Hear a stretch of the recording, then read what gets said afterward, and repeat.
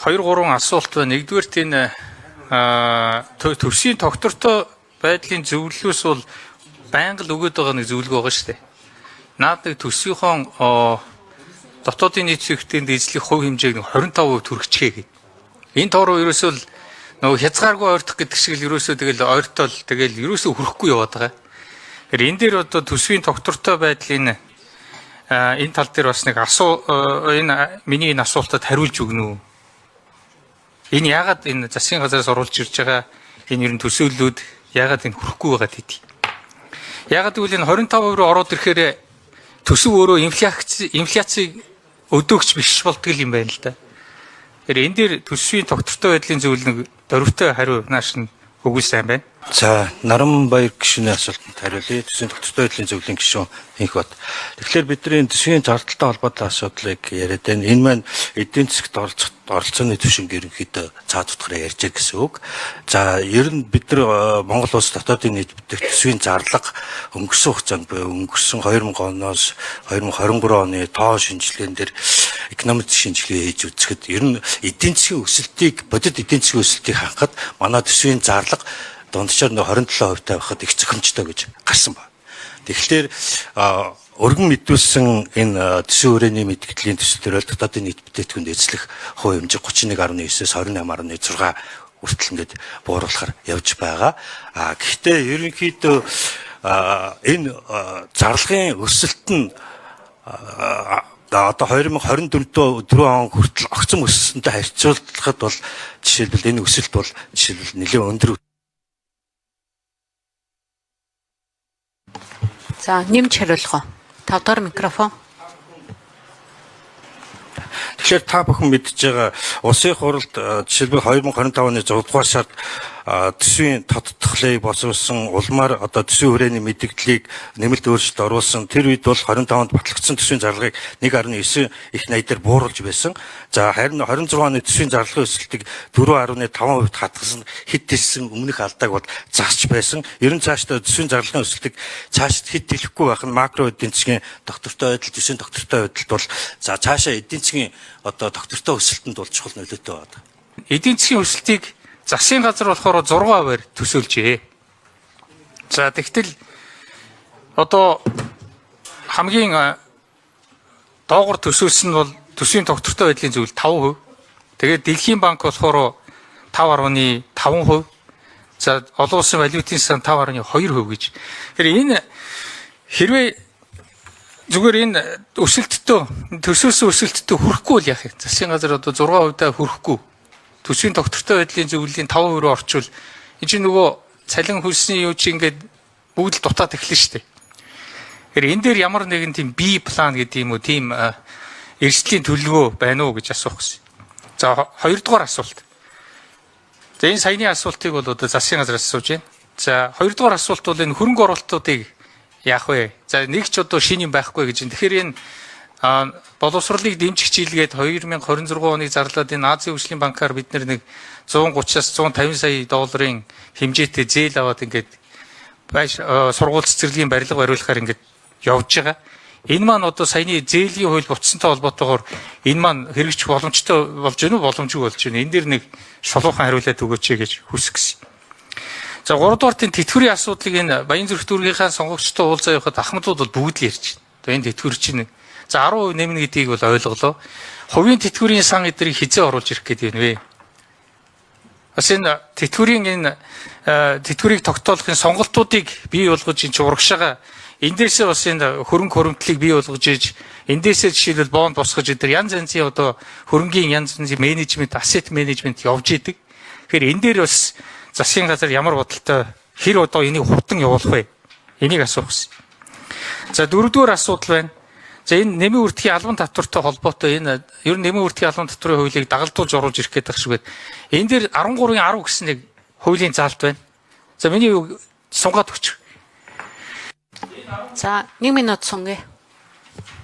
За, энэ 13.10 гэдэг нь ямар учиртай вэ гэхээр Монгол улсын хөрсөнд ургацсан гурил, жимсгэн одоо тэр хүнсийн ногоонууд дээр нэмээд үйлдвэрийн аргаар бэлдсэн Монгол малын мах тийм ээ.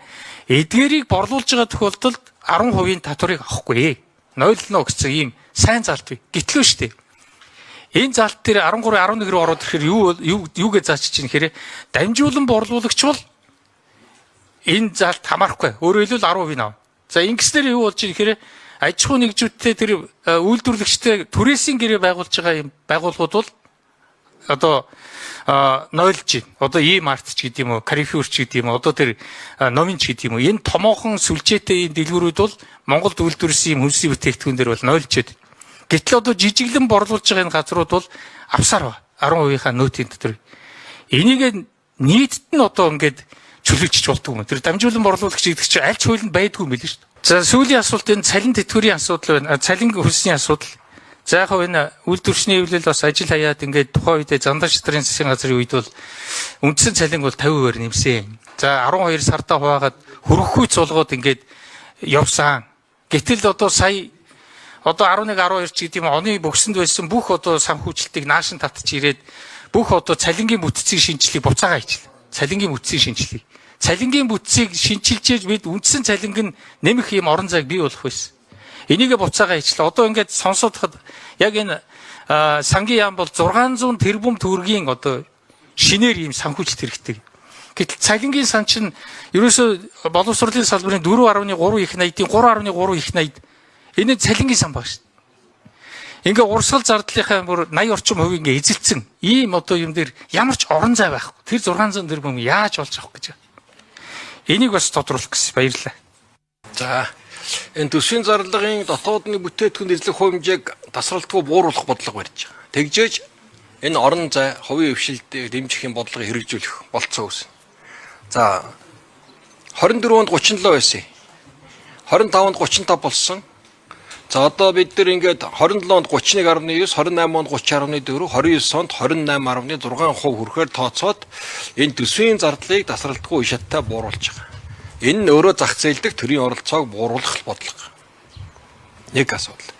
Нөгөө талаа та урсгал зардал зохицуулахгүй, урсгал зардал нэмэхгүй болохгүй гэдэг юм ярьж шít. Тэгэхээр одоо нэгэнт цалин тэтгэхөөр тэр нийгмийн асуудлыг шийдээд өгсөн. Одоо салбарууд эрүүл мэнд боловсрол дотоод менежментийн асуудлуудаа шийдээл гэж байгаа. Үр ашигт байдлаа дэвшлүүлээ. Жишээлбэл бүх сум яхаараа 12 жилийн тогтолцоо байх хэрэгтэй.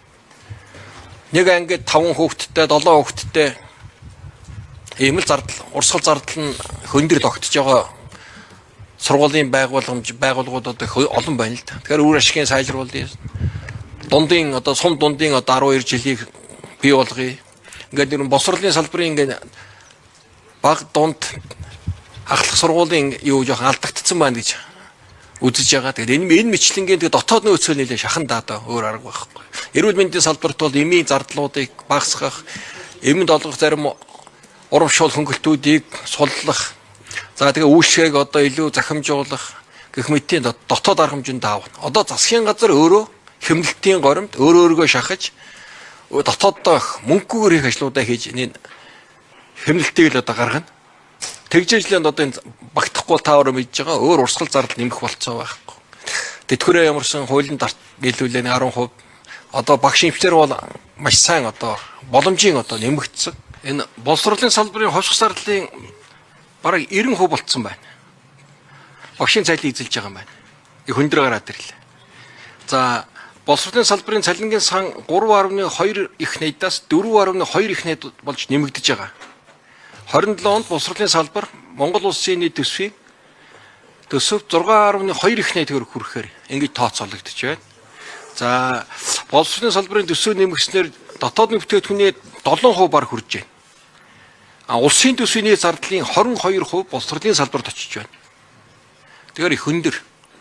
Нөгөө талдаа гişүүдээ бид эдийн засгийг томруулахгүй бол нийт одоо төсвийн 22% боловсрол зарцуулсан гэдэг ч нөгөө эдийн засаг маань бага болохоор очиж байгаа юм маань олон улсын хэмжээнд үзэхэд бид нар нэг хүүхдэд ногдох одоо зардал 1500 орчим $1000 бага л байгаа байхгүй юу? Энэ бол өндөр хөгжилтэй орнууд бол нэг 100000 орчим хүрж байгаа тийм биз? Их дээр явж байгаа. За гадаа зээлийн нөгөө хууль сая унсантай холбоотойгоор засгийн газар дахин өргөн барьсан. Засгийн газраас. Хэрвээ тэр дэмжигдвэл бид нар гадаа зээлийн ашиглалт нэлээ нэг 4 ихнээд гараад ирнэ. Тэр хүрээнд энэ эрүүл мэнд боловсролын чиглэлээр баталгаацыг сайн зээлүүд өгөхгүй. Урт хугацааны нэг хөнгөлөлтөй бослогоо тусам цайтай зээлүүд Энэгээр манай босрол эрүүл мэндийн салбарын их том асуудлыг шийдэгдэх шүү дээ. 17 аймгийн төв тэр чигтээ эмнэлэг нь одоо 2 дугаар шатлал, төргөн тусламж үйлчилгээний чадвар сайжрах, за ингээд сургууль цэцэрлэгийн зохицол буруу тийм биз? Их олон асуудлууд шийдэгдэж байгаа юм. Тэрний цаана ийм зүйл байна. Тэгээд энийг бас манай гишүүдээр одоо хууль орж ирэхээр их дэмжиж өгвөл ийм мэтлэнгийн салбаруудын хөгжлийн асуудлууд бас хоцрогчод байдаг. Тэг болцоос үүсэх юм аа гэдэг дээр. Тэр нөөц 1.8 их нийтийн юу үсэж байгаа. Зардал. Хэрвээ нөөтийг 50% буцаан олголтыг одоо 20 байгааг 50 болгочиход төсвийн орлого 1.8 их нийтээр дутчихна гэсэн үг. Тэгээд их юм бол бидэрт 2.2 их нийтийн хөрөнгө оруулалт байгаа.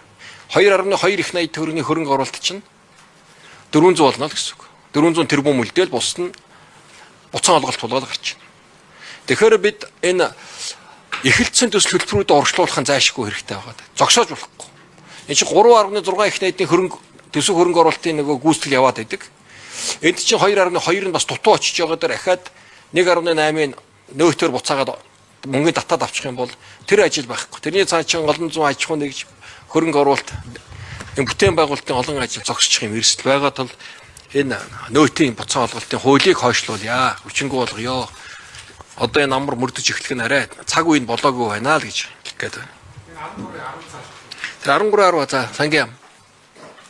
За махсуугээд өргөн хэрэглээний бараан дээр бол нөгөө нөөтгөө явж болсон нь бол за одоо миний санахад баг 90-ад оноос тэгээд явцсан байгаад байна. Гол зорилго нь бол тухайн үед яжсэн гэхээр махсуу гэх мэт бараануудыг болохоор иргэдээр шууд хүрэхтэй аль болох ченжээр дамжихгүйгээр шууд очих ёстой л гэж байгаа. За таны яг хэлж байгаа жишээ зөв. Одоо ийм арт юм уу номон дээр бол бараагаа тавьчихад зарагдсан тохиолдолд мөнгийг нь тийшээ бол өгж байгаа учраас тэр бол нөөтг болчиход байна.